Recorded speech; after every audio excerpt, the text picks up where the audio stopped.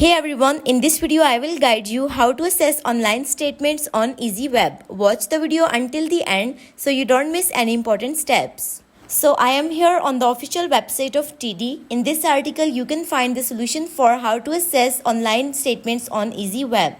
You can assess up to 7 years of past statements online. To get started, log into Easy Web. If you don't already have a PDF viewer installed on your computer, download Adobe Reader.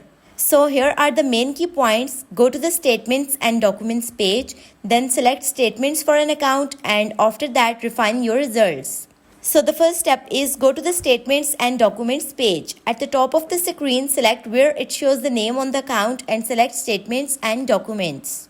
Then the second step is Statements for a specific account. To view all your available statements for a specific account, use the Get Statements and Documents by Account drop-down menu to make a selection, as you can see in the picture.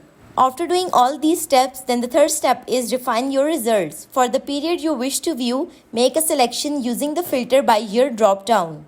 To open any statement, simply select it. You will see your statement as a PDF file appear within an overlay that will open. If you don't already have a PDF viewer installed on your computer, download Adobe Reader.